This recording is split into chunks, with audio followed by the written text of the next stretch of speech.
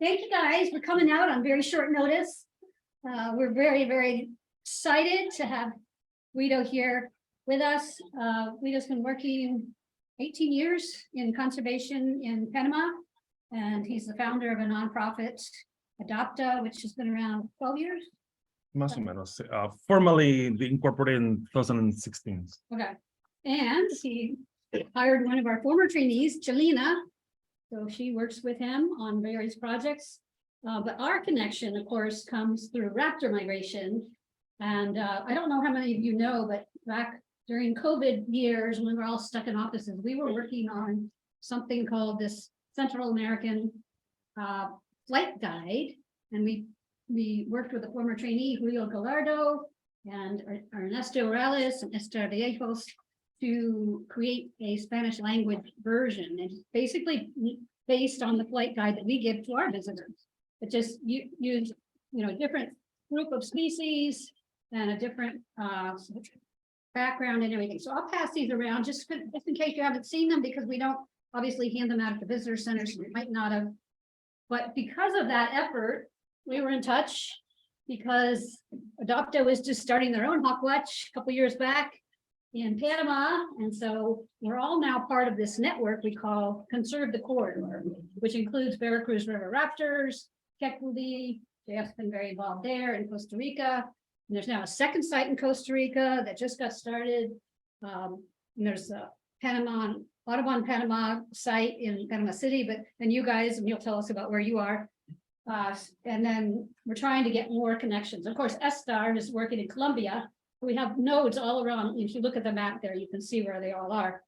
So we're very happy that his family obligations brought him to the US, and he happened to have a little extra time to stop in and talk to us about all the projects they're doing, not just the raptor stuff. Exactly. Welcome. Thank you so much, Lori. Thank you, everybody, for taking a little bit of time. Thanks to my hostess, Andrea, here, who's receiving me in her place. My name is Guido, or you can say Guido if it's easier for you. I'm a biologist by training, tour leader by accident, and conservationist by heart.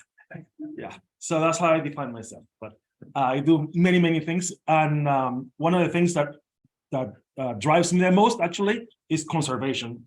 And I would like to talk to you a little bit about ADOPTA, the ADOPTA Panama Rainforest Association, or la Asociación ADOPTA el Bosque Panama, which is our Spanish formal name. I'm going to tell you a little bit as quickly as possible, because I know we have limited time, and there's so much to talk about.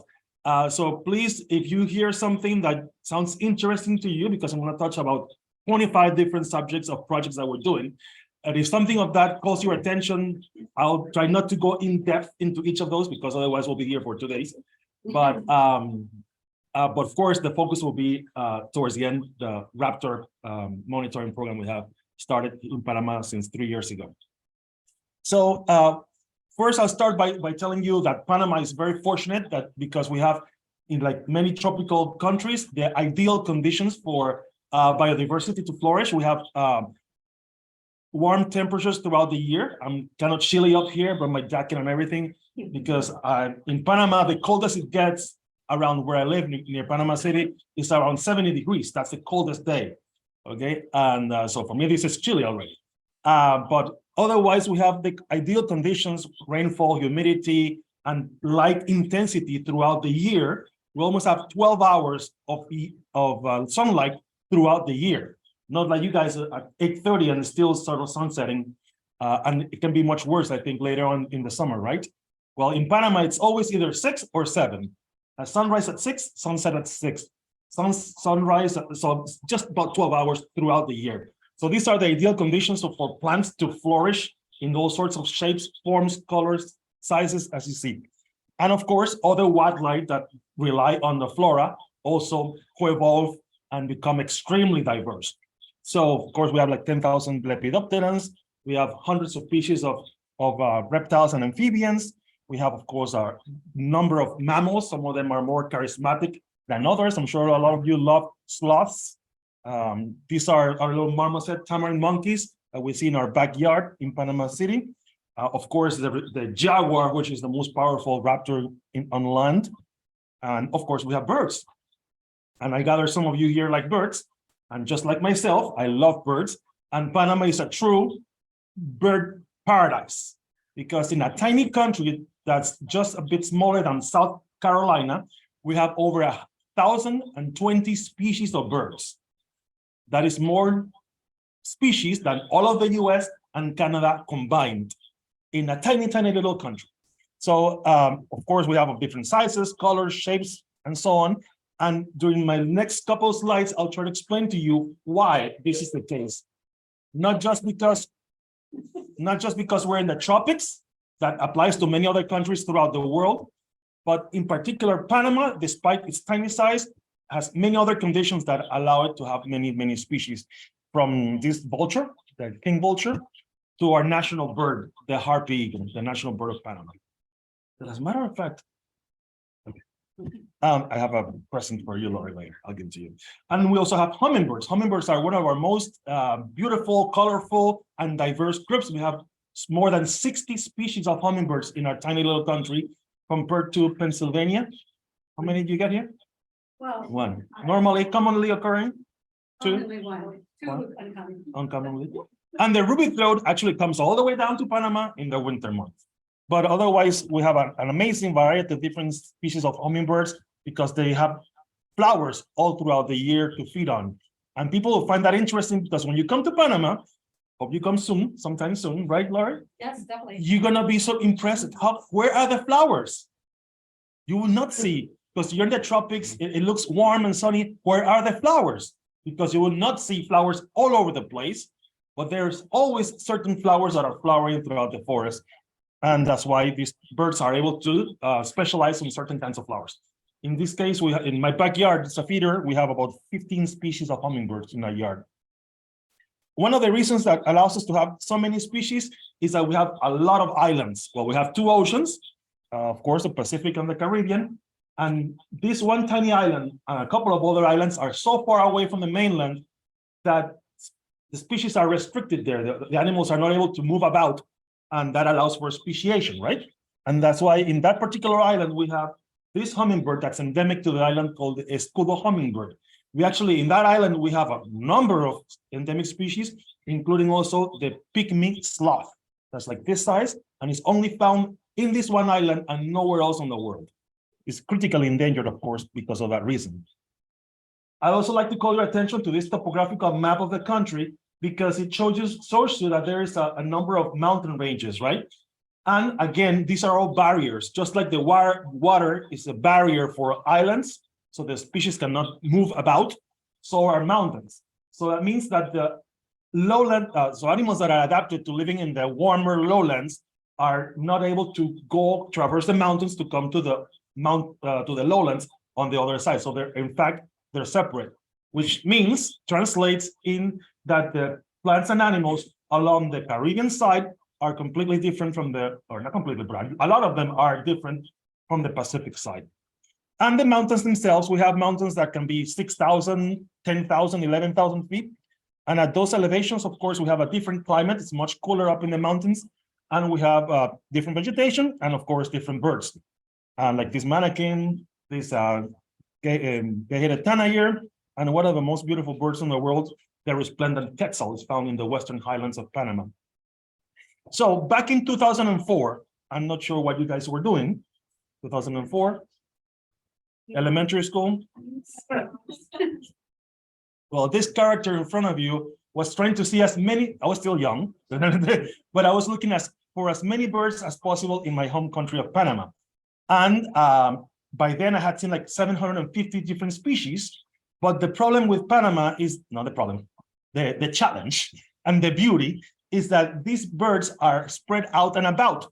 So if you want to see certain species, you have to go all the way to this one island to see the hummingbird, or you have to go to this one mountain to see another endemic, and so on. So it turned out back then that I had not seen many of the endemic species found in the high mountains at the border with Colombia, mainly because of accessibility, logistical issues, also because of safety issues. There were some issues back then about the guerrillas, the paramilitaries, and the drug dealers and so on in Colombia. So these areas were pretty much off limits. And that's when I noticed in the map of Panama that there was this one massive or mountain range bordering between Darien province and Panama province. This area here is the Panama Canal. Over here, we can see the lake, that's a canal. So only a couple hundred, like 100 miles or so or less into east towards Colombia is Chucanti. It's not very easy to get there still today. It takes like 5 hours on horseback to get up to this mountaintop. Okay, I'm not sure if you like horses, but imagine 5 hours up and 5 hours down. So, but it's certainly worthwhile because it's some amazing, beautiful, lush cloud forest with some amazing waterfalls and landscapes. The vegetation is simply stunning. And what's of most interest to us as biologists is that there are a number of species that we were seeing on this particular trip that are critically endangered and localized, like this black spider monkey that's critically endangered. We also found these oak trees or acorns that to you maybe is common. I'm not sure if it's common to you, but in the tropics, oaks are not very common, or acorns. So when we give this talk to the students in Panama, the only reference they can think of is the movie Ice Age. You have to say, remember the little squirrel that was chasing about the little, well, that's the kind. Oh, really? So then they make that connection. Was Panama really in the Ice Age? Yes. And these are remnants, these cloud forests, temperate forests are remnants of the Ice Age. And they're like, oh, wow, really? And so in this particular mountain, we actually discovered on that first trip, the varied solitaire, which is a beautiful bird related to the thrushes. So it makes a beautiful whistling sound like a wood thrush or something like that.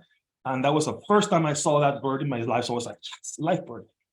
Super excited. Another bird that was very exciting for us to see, not that one, is this beautiful golden-headed manakin, which is usually a South American bird that barely makes it into Panama. And so I went back into Panama City and I talked to my colleagues, and they all were super excited about the species that we were finding in Chucanti. And some of them, oh, we really want to go see those birds because we've never seen those. And one of the birds that they wanted to see was this golden-headed manakin, to which I said, no problem, because manakins, I'm not sure if it does some tropical birding, but manakins are territorial. They have a leg where they always dancing and displaying. There's like a Michael Jackson dancing that they do. Look it up online on YouTube. And so I told them, no problem. So let's go back in a month time and I'm going to show you exactly where this is. So we got up and I remembered exactly the patch of forest where this bird was. So I told him, yeah, just up the hill, like halfway up the mountain on the right side, there's going to be the patch, the forest where the manakin was. So we show up there, and did we see the bird? No, because instead we saw this scene like this. So there was no bird, no forest, because it had been just cut down and burned and turned to ashes, unfortunately. So it was very disappointing, certainly. But that's what basically happens when the local farmers, campesinos, practice their traditional, historical, ancient slash and burn agriculture, and that's how they grow their crops. On another visit, we went with the same group and we went to see beautiful forest, and then we saw some ant swarms. I'm not sure if you've done some tropical birding or heard about it, but ant swarms, when you have thousands of little birds, little ants eating all the insects, and birds come by the hundreds to come around and take part in the feast of insects that are escaping the ants. And in one such swarm at that time, I saw this beautiful bird that was a lifer for me, the ruddy wood creeper. I've not seen it at the time. So I was super excited. So we kept following the ants as they moved, because there were lots of different birds and we were hoping to see some other interesting birds. But we just went up a hilltop and we saw something like this. An area where the ants were crawling over, just up over a little ridge, and they had just clear cut and burned that little valley like this. It was very, very disappointing. So by the following day, when we went back up another patch of cloud forest, we were having a snack around the same time, and we were commenting how sad it was, how dare they cut down this beautiful forest with all these endemic birds that we've never seen, right? A little selfish, to tell you the truth, but it was our sentiment at the moment, our sensation. So, and one of my colleagues at the time say, hey, Guido, why don't you just, a Canadian biologist doing work with Smithsonian in Panama who came along, he said, David Bradley's his name. He said, why don't you just buy this piece of land from the farmers so they don't keep cutting it down? When they said that, I said, Yeah, right. I mean, my name is Guido Berguido, not Guido Rockefeller or Guido whatever. So there was no way I'm going, oh yeah, let me write a check and let's buy this piece of land. But when you soon after that conversation, we head out on the horses, and we were sitting on a horse for 5 hours without Wi-Fi, without social media, without posting selfies or whatever. I'm like, you know what? What if it's possible to do something about this? So we go down to the mountaintop, the base of a mountain, and we met the owner of that piece of land, Mr. Julian Salsavilla. And so we explained to him, oh, we're biologists, we're very happy. Thank you for letting us come to your property. We're super excited with all the monkeys, the wildlife, the birds, and we've seen many interesting animals, but very, very sad that you guys are cutting down the forest. To what they respond that, yeah, but that's what we do for a living. We cut down the forest, we plant some rice and beans and bananas, and that's how we make a living.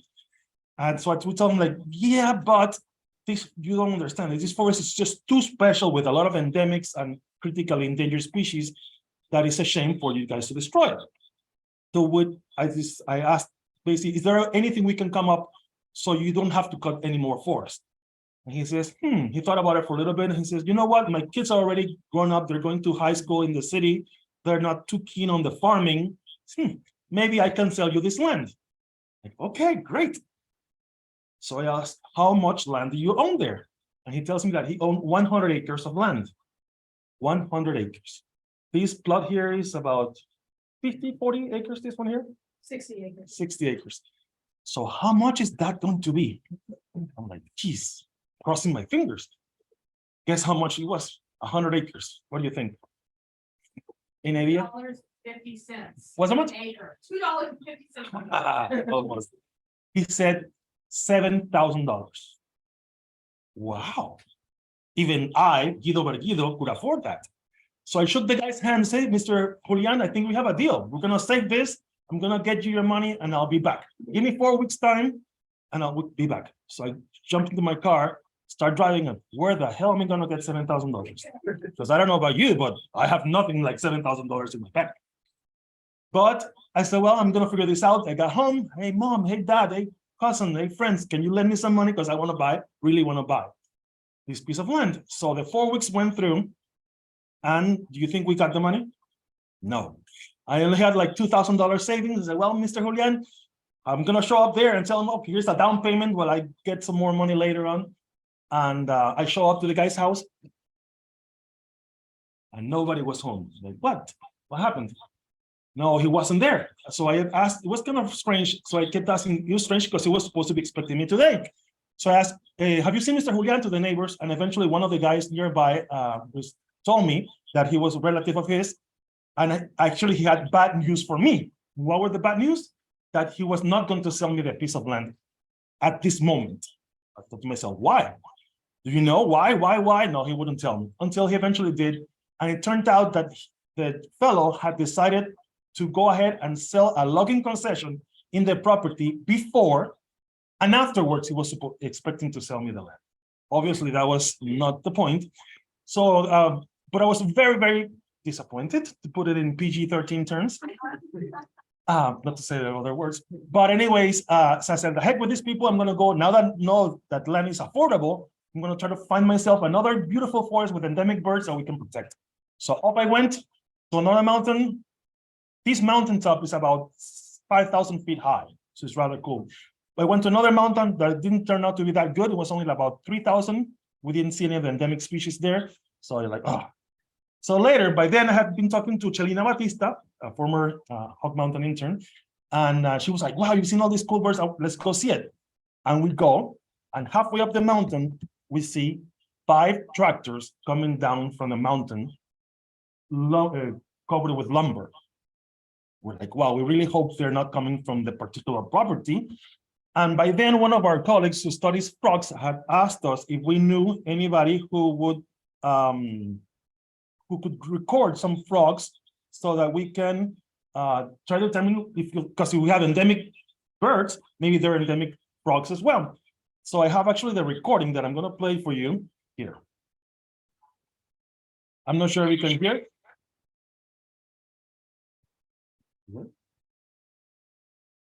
You hear the frogs?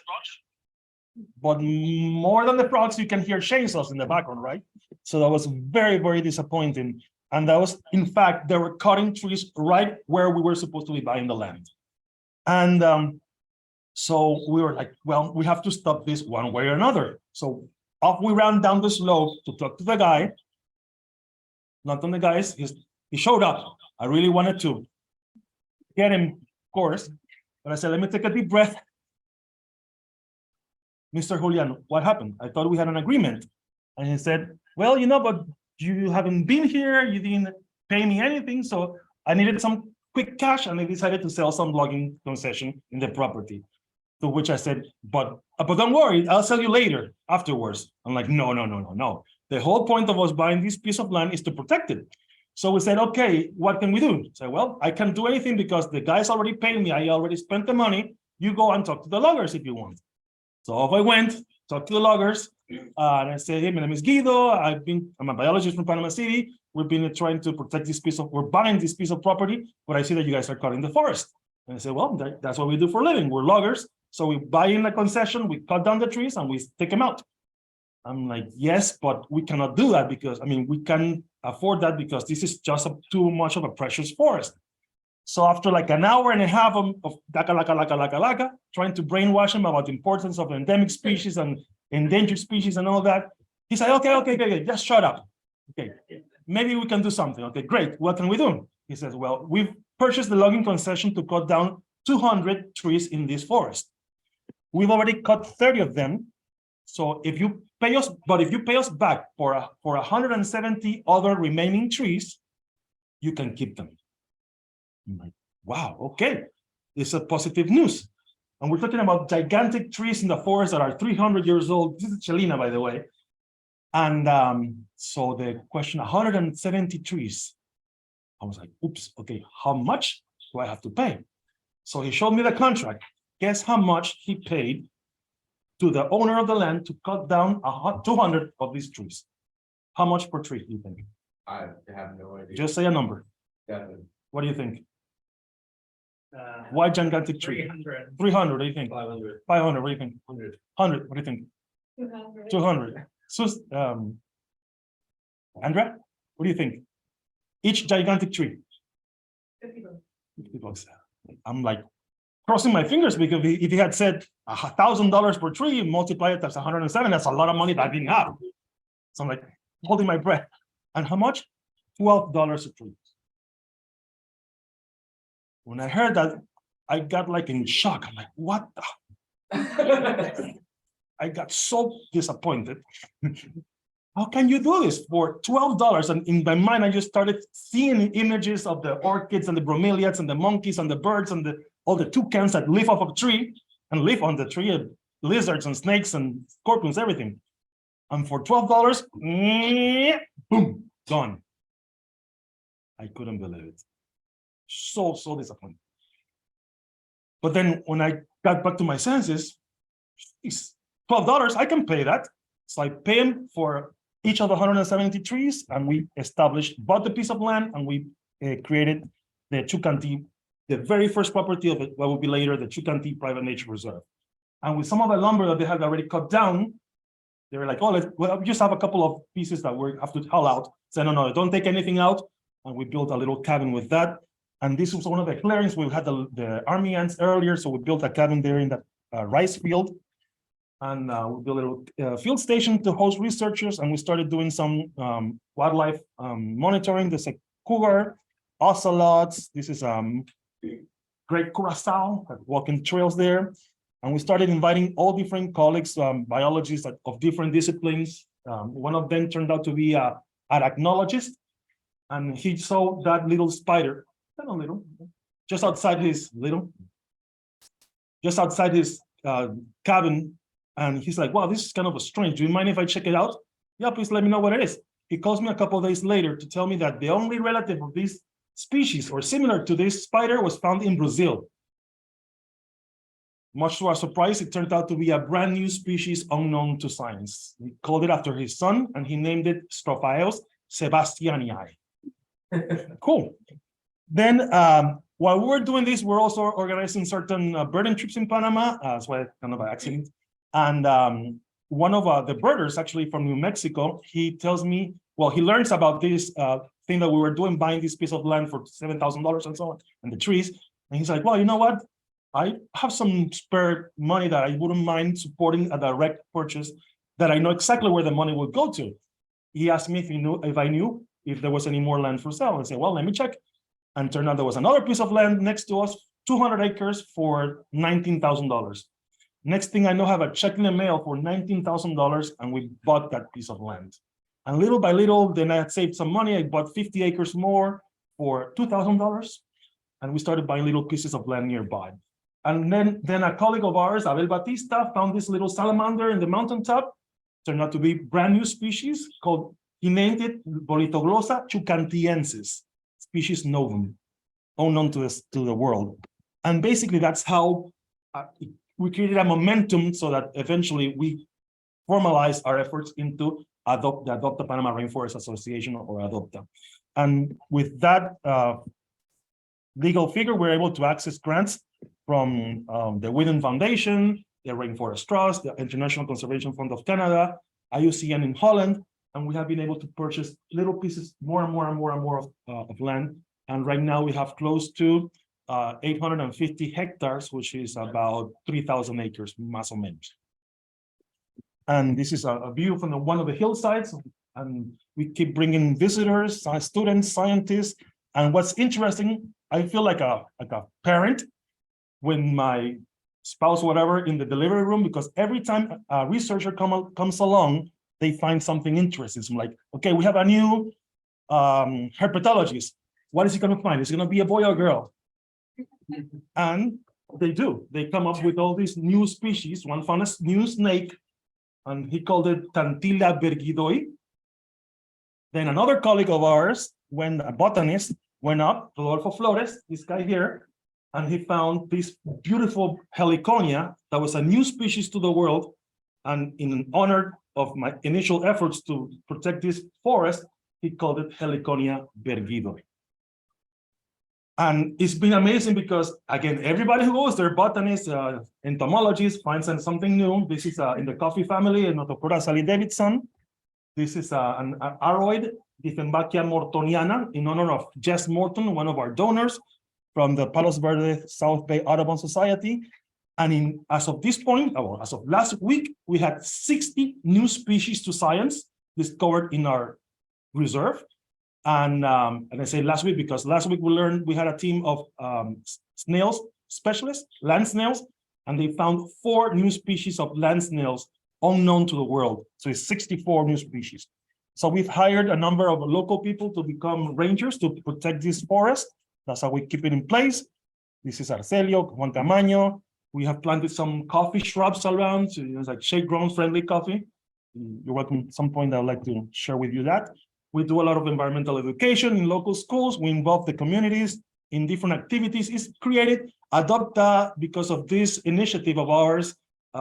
We've attracted a lot of support, both from local students that help us in not just in the Darien, but in the city, in reforestation, beach cleanups.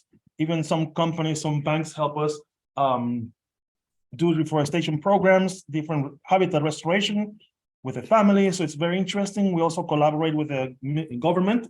We're signing there an agreement with the Ministry of Environment that allows us to work both with rangers and the police that come along on some of our patrols, which is important because we're from non-government organization and our rangers don't carry guns. So sometimes the hunters or poachers that would like to come in to kill our animals are like, you don't carry guns, so you're not a big deal. But when they see us with all these AK-47, M16, and all those big guns, they're like, maybe you guys are for real. So they put it. And nowadays, we have also replicated this same initiative. As of last year, we bought 100 acres of land in far western Panama, next to Costa Rica. And that is a new reserve called the San Bartolo Reserve, which protects some of the last tracts of forest on the Pacific western Panama. Beautiful forest, of course. And we're trying to study it further with a team of local biologists from the University of Panama, the University of Chiriquí, some of our staff. And we are finding that the main reason for preserving this is the habitat for this endangered species, the black-crowned Central American squirrel monkey. We also have other interesting or nearly endemic species like this trogon. We have the granular poison frog, also vulnerable species found here. And we also discovered this frog that is also endangered in this reserve. Of course, similar to what we have done in Darien, we participated on or brought along some of the local police force to assist us on our patrols. This is Chelina in the middle there. That's actually the border between Panama and Costa Rica. We've also signed agreements of collaboration with the Ministry of Government that allows us to work with prison inmates. I was telling Andrea the other day, they help us work with our reforestation projects and also in 2 nurseries. This is, they're helping us there remove some of the invasive grass. These are female prison inmates from the feminine center, we call it, Centro Femenino. Very interesting. They also help us in beach cleanups, like this, sort out some things. Also, we have a program where Chelina, again, she's our science director, help us train the prison inmates, the female prison inmates, so they can later help us in education programs in birding festivals and so on. Of course, the prison inmates love to be outdoors. We offer them a really nice meal, and it's also very convenient. Another thing we do is we do promote a lot of citizen science participation with iNaturalist, and we have a contest in which different schools throughout the country participate during a weekend. And this is one school in Western Panama found almost 3,000 species over a weekend on iNaturalist. The second one, 2,000, 1,800, and so on. We have another project that involves the conservation of macaws, especially the great green macaw. That's in the lowlands of Western Panama or Eastern Panama and the Darien, in an indigenous community called La Marea. We're training some locals to monitor the macaws, climb up the trees, and set up artificial nests to help them in the reproduction. We also help them offer their handicrafts as an alternative source of income, so they don't have to cut down the forest. And last but not least, the Bocos del Toro Hawkwatch. This is Carl Barden. He's one of the he's originally from Duluth or Minnesota, and he is a very experienced hawk counter there. And he was one of the first ones to start observing 3 years ago the hawk migration phenomenon in Bocos del Toro. And of course, Chelina Batista, 20 years this spring, last time she was here. Hope she can come and join you again some other time. To give you an idea of our location, we're located in the Caribbean slope of Western Panama. And what's interesting is that this is a very interesting phenomenon in which the mountain range comes all the way up against the coast. So the birds are pretty much pushed up against or funneled down between the ridge, the mountaintop, and the ocean. So that's where they're concentrate. We have 3 sites. One is very close here in the coast, another one a little bit inland, up here, and another one further inland, because they use all that, the slopes and the lowlands. We have been very intentioned to have female indigenous ladies to be part of this effort to train. This is Chelina training them into some of the techniques used for hawk counting. This is 2 of the girls that were practicing and learning about the hawk migration. Can identify some birds here? Yes, maybe. This one is not very common around here, right? The Plumbo sky. I don't see them. So we're making an effort again to train the local people. We're using this little chart of yours, so thank you so much. It's not easy. We've had a lot of challenges. We can talk more about that with Chelina perhaps as well, because even though we're making a concerted effort to have the women and young ladies be a part of that, there's some social, cultural, historical contexts that are a little challenging, and we can talk more about that later on. But it's certainly worthwhile an experience. You can see this is the Ojo de Agua or Valle de Agua Hawkwatch, and you can see some of the turkey vultures there. I think they are, and of course using your corresponding guides. We also participated. We did a raptor festival last year. And last fall, we had some amazing numbers, as you can see, 5.16 million birds counted amongst all 3 sites. at Bocos Ridge, Valle de Agua, and Gavilan Ridge, including 1.7 million Broadwing hawks, 1.4 at the one single location, and a couple of the other ones. We keep very close communication among the sites to make sure we are not double counting, and we have very fortunate to have Carl Barton helping us in the training of the guys. We've been doing it already for nearly 3 years, so it's quite good. Turkey vultures, 1.5 million in one side, 21,000 in one, nearly 20,000, 1.5 million altogether. Mississippi kites, 1 million altogether. Almost all of them at Valle de Agua, some at Bocos Ridge, and some at Gavilan Ridge. It's interesting to do this, to later do an analysis of how some of species prefer the shore, some a little bit halfway, and some more of the slopes inland. Swainson's hawks, 750,000 birds altogether. Swallowtail kites, 10,000. Plumbeous kites, 7,000 last year. Osprey, 3,000. Peregrine falcon, 1,500 birds more or less. And this last spring, this is the grand total, almost 3.5 birds. We started, we finished just the 15th of May last week. And you can see the data at hawkcount.org. At Bocos Ridge, you were asking about the turkey vulture. They had 250,771,000 birds, altogether 1.5 million. And at Gavilan Ridge, they had different amount there. Like I was mentioning to some of you earlier, for the spring, they seem to spread out a little thinner. And so in order to avoid double counting, because they're not too much on the islands, they prefer to be a little bit more inland during the spring migration.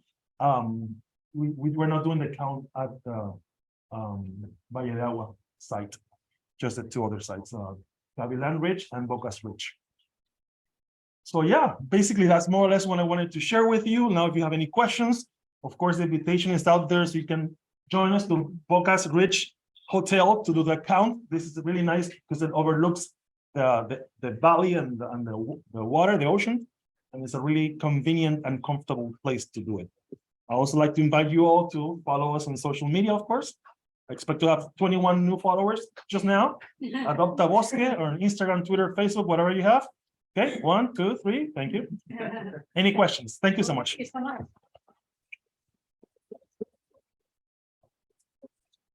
Questions? Well, I'll start out. Please. Do you support your work with memberships or just donations? All of the above. We have some grants from different of this. Each of these projects has different grants. Some the majority of our funding actually comes for land purchases. So that helps the conservation part. And we raise some funds of our own. We have a crowdfunding. I should have put the QR code here, by the way. So you can all pitch in a little contribution, but you can go GoFundMe, and if you want, you can just type in the Bocas el Toro Hawkwatch, and you'll see a little GoFundMe campaign there that has allowed us to raise some funds. We also do some self-generation through ecotourism, and we're trying to, so we do bird watching tours. Like if you all wanted to come to Panama, we can do that and take you all over the country to see as many birds as possible. And we do that with various Audubon groups and naturalist societies, and that helps us fundraise, for instance. And also we nowadays are started to offer some little souvenirs, little plush toys of sloths, or we have thermoses, bottles, and camera traps and binoculars, because you know you have to diversify your sources of income because it's not easy out there. Yeah. Thank you. Other questions?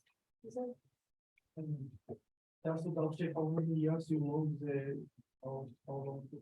The Hawkwatch? Yes. 3 years. This is our 3rd year. We have some friends of.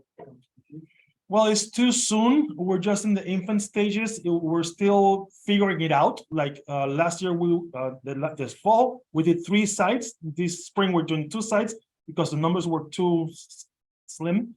And of course, every site you have is another investment in resources, time, and money, of course. And so we'll see. I can ask me that question in 5 years or 10 years. Yes.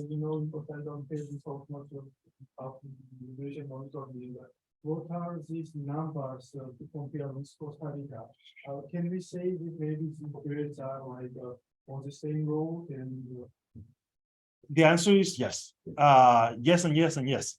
They're in the same road. We're actually very close. We're only like, I don't know, a couple 10 miles or something. You know exactly how far we are? Like 70. Yeah, it's very close, like a couple of miles away. But our disposition is different. So we see more birds than they do. They only get to see some of the birds. We see their birds and other birds that are coming from other directions. So our numbers so far seem to be higher, yes. What do you think has been the most challenging to establish this downside in Panama? Funding, of course, it's very expensive to run. We have a lot of drive and passion and interest, Shalina and myself. So we're making it go no matter what. And thank goodness, especially I think of the logo you should have it here. The Bocos Ridge Hotel and Residences is our main sponsor. So our most of our counters are very, very fortunate that they get free room and board at a hotel. So they can just lounge there in the pool and then look at the birds and have a nice Advertisement for. yeah. We're taking volunteers, by the way. So yes, and in terms of, excuse me, just to answer the other part, in terms of challenges, in addition to the money, which is of course a challenge, we have been trying to incorporate the ladies, women into this, but sometimes in the indigenous communities, they usually start adulthood rather soon. So they usually get married when they're 15. So some of our counters or interns are like 20 years and they have 4 kids already. So that's a responsibility. And if you have any ideas or suggestions, we're always brainstorming down to, because we would like to empower them and make them a part of it. So we have to talk about that. Yes. Any questions? what about legislation and like law enforcement or from the county or? We have a lot of laws. I was talking with Andrea about that on the drive up here. We have a law about crimes against nature, which means that cutting down a couple of trees is a felony in Panama, and you can go to prison for 5 years if you cut down a couple of trees because it's considered a crime against nature. But in all these remote areas that takes 5 hours to get up on a horse, there's no law enforcement presence, so people do as they wish, unfortunately. And that's why it's important that we as interested parties take it upon ourselves to adopt a rainforest ourselves to make sure that those areas are protected directly. Anything else? Comments, concerns, confession? Let me see how many followers we have. 20? 21 actually. I don't have social media. Oh, come on, just create one just to follow us. Yes. So I applaud you on your efforts to kind of integrate the local community in your efforts, and I'm just curious what, in that region culturally, what's the cultural like reception of, you know, maybe raptors specifically because we're Hawk Mountain, or just in general, do you find that the people outside of your team are supportive of your efforts? Very good question. And the fact is that we are spoiled brats in Panama. It's kind of, if you want to say it that way, in that we're spoiled to have the rainforest right there. I mean, within 5 minutes of downtown Panama City, actually in downtown Panama City, you can be amongst sky rises and you can see a toucan flying from one tree to the other, or parrots or parakeets. And you step over a little bit, 5 minutes away from downtown, and you see sloths and monkeys and coatis and armadillos. So unfortunately, most of the population, even in the city, and much more so in the countryside, in the indigenous communities, we take the rainforest and all its inhabitants for granted. So having this kind of project for right away becomes, it gives a different perspective to something that they take for granted. When they walk around in the fall and they see 100,000 birds in the sky, oh, there must have been a big cow dying because all these birds, all these vultures are coming down to eat and they think they're all vultures, by the way. Do they know about swingsons or Mississippi kites or swallowtail kites? They think they're all just vultures. There must be a big dead cow, so they're all coming to eat the cow. So just as us being there and doing the education and just being there by itself, because these are very remote indigenous villages, like, what the heck are you guys doing here? Like, no, we're looking at these birds. Really? So that already changes the perspective. The next stage, or the next step, actually of greatest interest, would be first to hire some more interns because we right now have like 3. Some of our women have deserted, unfortunately, because of family issues. And not because they're eating too much, but because of babies. And so it's challenging. And it's also a source of income because however little the stipend we give them $15 a day. That's a stipend we give to the indigenous people. It may not sound like a lot. You probably make more an hour here at McDonald's. But down there for the indigenous communities, to make $10 a day, they have to work from sunrise to sunset with a machete, cutting down weeds or working the land. So this little stipend that we're able to give them so far is plenty. It's very welcome. Of course, our goal, once they do a volunteer or interns, they can become like technicians once they get a certain level, and we increase the fees to 20, and we would like to pay them more because they certainly work very hard, as you know. Yes. With a lot of the rise recently with like ecotourism, things like that, have you noticed any negatives? Because I know for a lot of communities, it can be a huge boom. However, I mean, if you think about things like the Himalayas, hiking in the Himalayas, you see how much collection of trash and refuse that occurs there. Have you noticed any downsides to ecotourism? Panama, unfortunately, hasn't exploded yet in terms of ecotourism. We're not even halfway up, like Costa Rica, that's at top of mind when you think of ecotourism or rainforest, you think Costa Rica, right? Yeah. You seldom think of Panama, do you? I wish, no? Right? So we don't really have that situation yet. However, in that train of thought, in one particular village, indigenous village near Panama City, that has received a lot of tourists, relatively speaking, compared to nothing to a couple thousand people a year. I have noticed over the last 20-some years that I've been going there that they're not, this kind of may seem a little trivial, but they have changed their diets. They don't work the land as much, which is good for the environment, I guess. But they have more cash flow from selling a lot of handicrafts and stuff that they're gaining weight. They're eating too much. So it's not too healthy, too much fat, too much starch. Well, that's another story. And it's probably I'm not the best person to talk about that. Any other questions? Well, let me have her go ahead. I was curious because I know the Smithsonian has a pretty strong presence in Panama. Is there any plans to collaborate with them or like try to connect with them greater to maybe establish more ecotourism or research that could spread to ecotourism?